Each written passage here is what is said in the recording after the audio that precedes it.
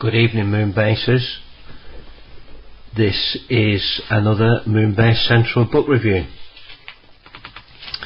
The book I'm going to look at tonight is Toys of the 60s, a pictorial guide by Bill Breugman. This is a fantastic book which I've had many years, and it's safe to say that this book kicked off the collecting bug in me in the early 1990s.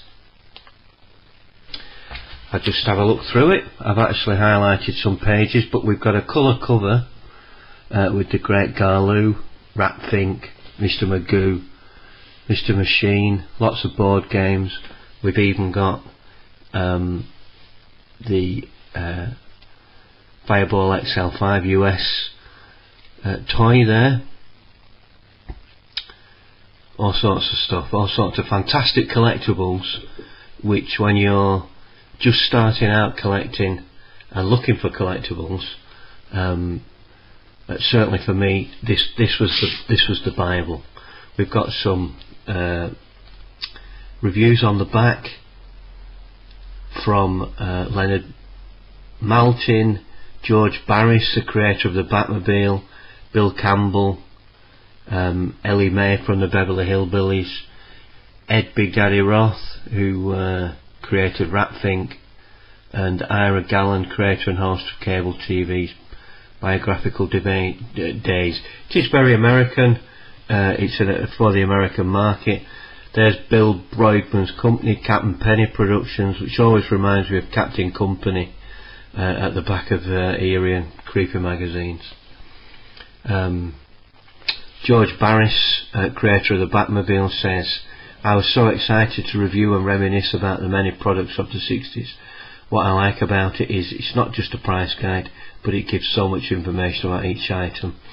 And that was exactly the same for me when I got this book. Obviously in the very early 1990s, back 1992 or 3, it was many years away from the internet, and having books like this and going to toy fairs or swap meets was the only way to find out about collectibles.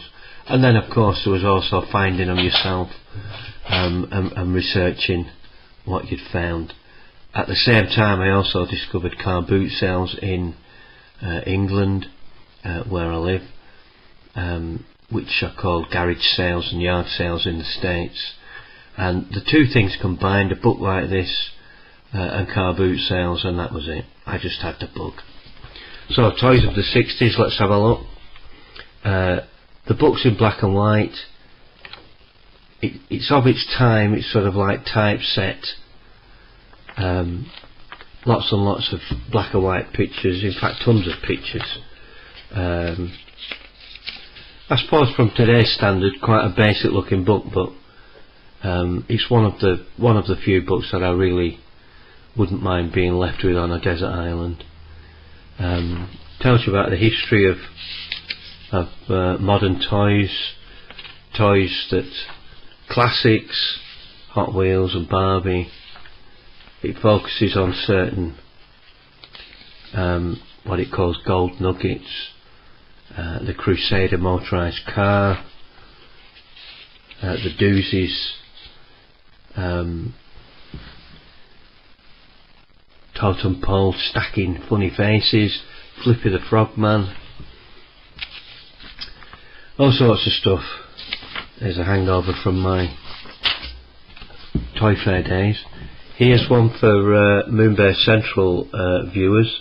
Here's Hamilton Invaders, and there's a very early rendition of what we know as the SpaceX cricket later on. Hamilton Invaders,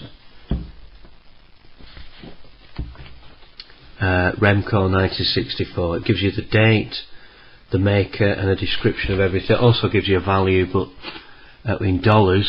Obviously this is, when was this published? 1991.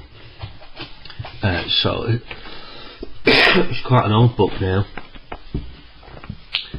Some of the things I absolutely loved, it introduced me for the very first time to some American toys I'd never ever heard of. There's Jungle Hunt by Hubley from 1963, a hugely complex game, sort of 3D plastic, very collectible as I understand.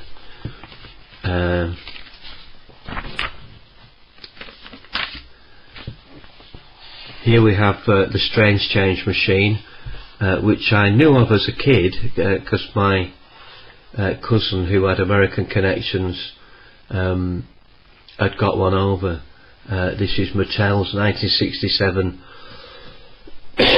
excuse me, Lost World set, where basically lumps of putty were placed into a small child-friendly oven.